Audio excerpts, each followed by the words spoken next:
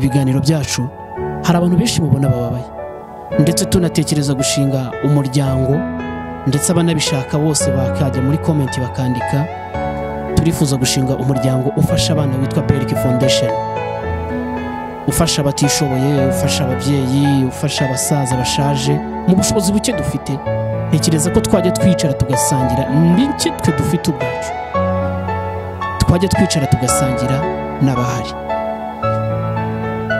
hari abantu bababaye ureba nawe ukavuga ati uyu muntu arababaye erega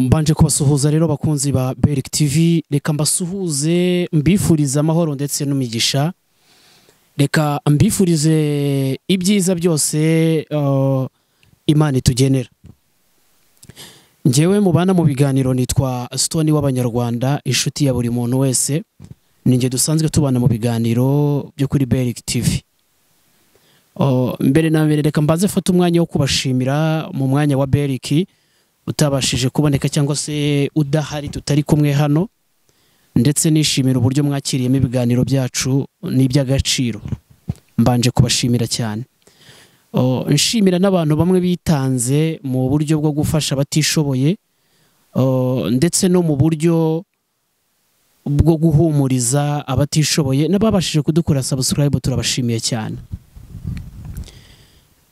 natekereje kuganira namwe cyangwa se kuba nanjye nakicara imbere ya kamera kugira ngo mbashe kubaganiriza cyangwa se mbabwire bimwe mu ntumbero yacu cyangwa se impamvu twatekereje gukora ibiganiro by'abantu batishoboye cyangwa se kugaragaza ko hari abantu bababaye kuko hari abantu batazi ko hari abantu bababaye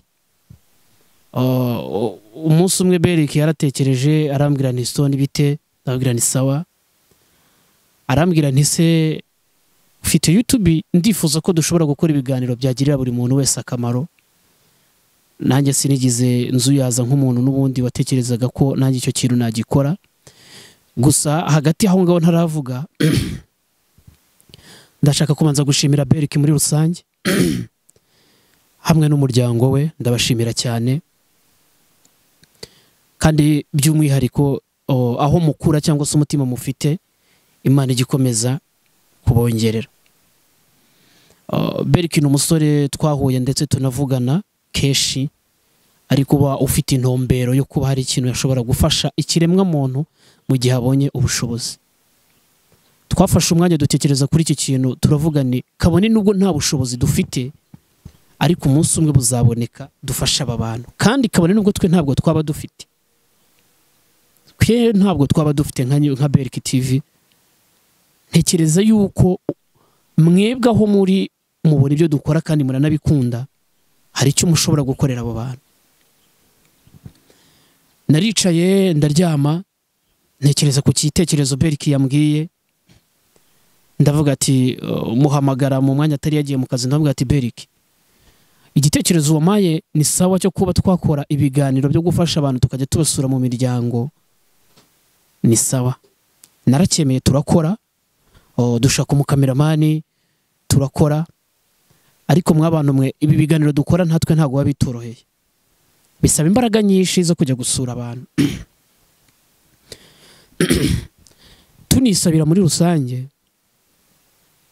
abantu mukurikirana ibiganiro byacu hari abantu benshi mubona bababaye ndetse tunatekereza gushinga umuryango ndetse abanabishaka bose bakajya muri comment bakandika turifuza gushinga umuryango ufasha abana witwa Beric Foundation ufasha abatishoboye ufasha ababyeyi ufasha abasaza bashaje mu bushobozi buke dufite ntekereza ko twajya twicara tugasangira n'icyo twe dufite ubwacu twajya twicara tugasangira n'abahari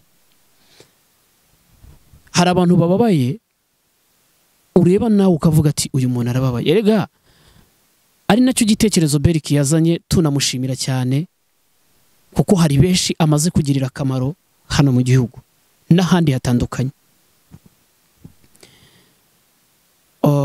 impamvu nabyumvise nihuse kugira ngo nkorane na Beric nuko nabonaga ari umusore w'umuhanzi ikindi ufite intumbero yo gufasha abantu mwabantu mbaye muri showbiz imyaka 8 nta muntu urashobora wenda kuvuga ati reka ngerageze uko bishoboka kose amfashe umuturo wa Rwanda cyangwa se mfashe umuntu w'umukene. Nta muhanzi ibyo ngibyo urabanza uretse baba Keti Bashabe, abandi ntago tubazi. Ariko icyifuzo cyacu twebwe dufite twebwe ubwacu nka Beric TV, Beric Foundation, dufite icyifuzo cyo kuba duharubwo dushobora gushyira hamwe nge namwe nawe n'abandi bose, cyo kuba harabo dushobora gufasha cyangwa se harabo dushobora kugira icyo tumarira mu buzima bwabo. Nago umuntu afite icyo amarira undi kubera ko bavukana, kubera ko se ari bene wabo, no. Ntekereza ko twe ubwacu twishyize hamwe nkuko Beric nawe yishyize mu mwanya w'abatishoboye kugira ngo abashe kugira icyo bafasha. Ntekereza ko dushyize hamwe ku bwacu hari icyo dushobora gukora. Ntago bisaba imbaraga nkeya, bisaba imbaraga nyinshi ndetse no kwitanga ku mutima w'umuntu. Ese utekereza ko ufashe abantu batuye cyangwa se bamwe mu nshuti zawe ufite, buri muntu wese akagenda atanga igiceri cy'ijana ahereza umukene, abantu 500 ku giceri cy'ijana, urumva atari amafaranga menshi yagira icyo amumarira? Ari nacyo dusaba abantu mukurikirana Beric TV. Ese ufashe link ukayisharinga, haburamo umuntu umwe uvamo wafasha uwo muntu? Ese ufashe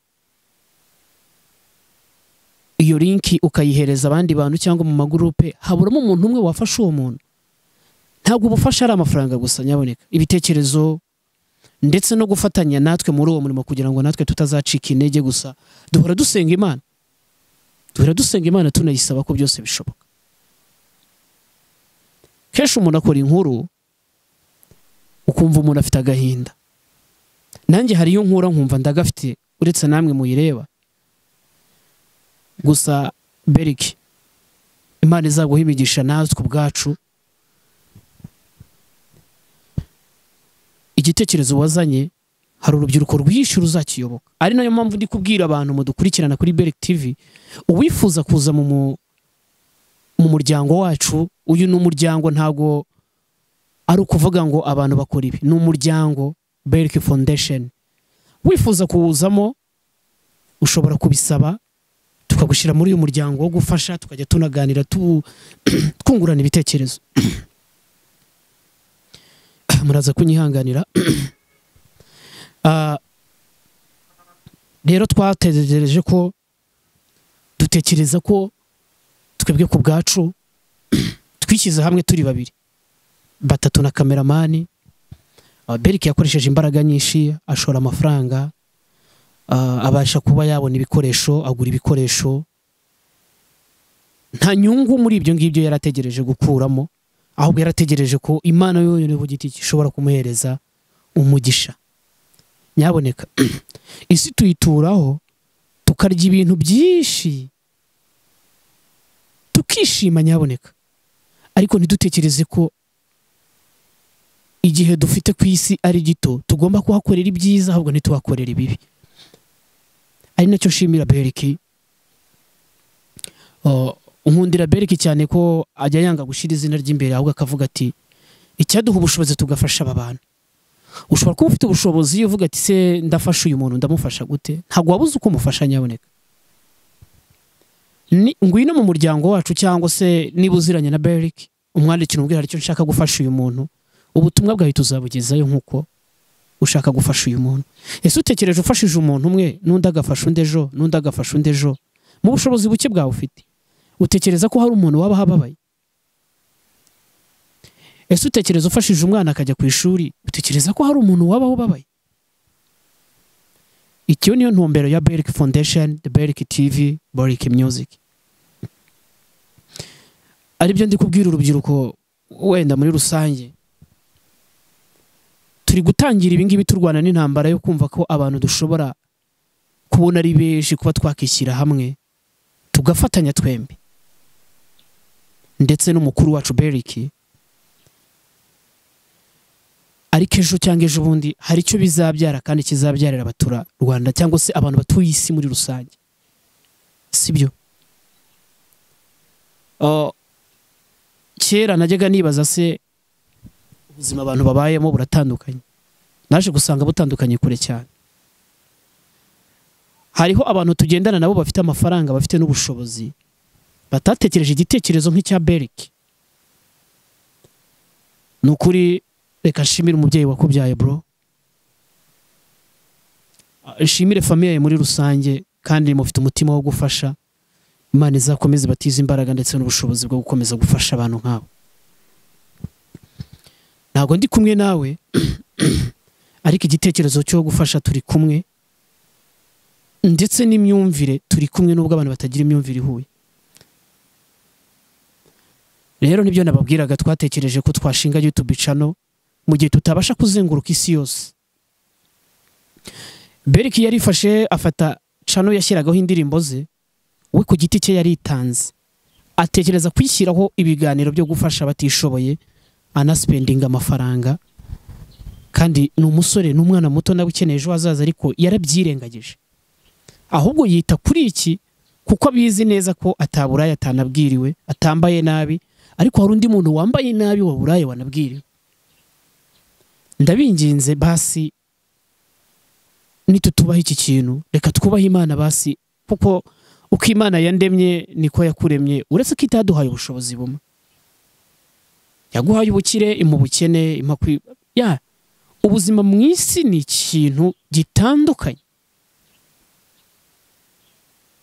Ushobora kwibwira ko uyu munsi umuntu yariye ukishima, ariko nyaboneka basi ryama utekereze, se nta muntu nahuye nawe utariye umeze nabi? Reka ndeke kuvuga byinshi, ibindi byose muzajya mubikurikirana kuri Beric TV. Tunabasaba inkunga yanyu basi mu by'ukuri yo kuba mwadukorera subscribe, mukadukorera share, abari bwo bufasha. Udafite ubufasha bw'amafaranga, udafite ubufasha bwo gufasha, aduhe ubufasha bwo kudufasha, adusharingira iyo link. Nicyo kintu tumusabye gusa, kuko ibi dukora tubikora tubikunze kandi tubikora dushaka gufasha bamwe muri bo. Hari naho tujya nta kintu dufite kugira ngo turebe ko tumusabira ubushobozi, turebe ko hari aho yashobora gukura ikiro cy'umuceri, turebe ko hari ashobora kuba wenda abana bararira. Serious, ntago mbabeshya. Hari aho tujya ntacyo dufite, mu gihe tuzi ko ntacyo twabonye, dufata kamera n'ibikoresho tukajya gushaka umuntu ubabaye. Ariko ndashimira abantu bamaze kutwiyumvamo, baduhamagara impande n'impande mu gihugu, baduhamagara za hehe, ati muze hano nyamureka munyakire munsabira ubuvugizi. Beric ashobora kutamufasha n'igihugu kikamufasha, kuko rega ntago u Rwanda rwazenguruka ahantu hose rureba abantu bakennye. Oya, natwe turi abana b'u Rwanda aho turaha. Ibyo dukora tubikorera mu Rwanda. Natwe tugomba kuba maso y'igihugu cyacu, tugomba kuba maso ya bagenzi bacu, sibyo? Igihugu ni icyacu twese, ntago ari cy'umuntu umwe, si icy'abantu babiri, ni icyacu. Aho muri mu bihugu bitandukanye, aba diaspora aho mutandukanye, muri mu bihugu bitandukanye, mbese ntago u Rwanda ari urwacu gusa, ntago ari urw'umukuru w'igihugu gusa, n'urw'abanyarwanda muri rusange. Icyo nabwira urubyiruko rero muri rusange, ndabinginze reka dufatanye, turebe ababyeyi bacu bakennye, turebe barumuna bacu babayeho nabi, turebe abapapa bacu babayeho nabi, twe ubwacu dukorere u Rwanda rwacu. Dufashe abayobozi bacu basi kureba ibyo batabona, natwe tubirebe tubibabwire bibashe kubageraho. Niyo mpamvu rero uyu muryango Beric Foundation ari Beric TV wagiyeho, kugira ngo bashe gufasha abantu muri rusange. Ndetse nyaboneka wumve yuko ibyo nkora nawe ubikunde kandi unabishyigikire, nyine wumve ko ushobora kubishyiramo imbaraga. Hari abantu benshi bababaye, abana bo ku muhanda. Ushobora kumbwira ukagura umwana wo ku muhanda umwenda, ushobora kumushyira ku ishuri. Njye nababwira ko dufite intumbero yuko aho tuzagera tuzashinga ikigo cy'abana bo mu muhanda, imfubyi ziri ku muhanda, abana barara mu marigori. Nizo ndoto zacu. Turabinginze mu bidufashemo, kuko muri inshuti, muri abavandimwe, muri bene data ku Mana. Reka mbashimire cyane, njyewe mwavuganaga cyangwa se wabaganiriraga intekerezo zacu cyangwa se intumbero yacu dufite. Nitwa Stone w'Abanyarwanda, inshuti ya buri wese,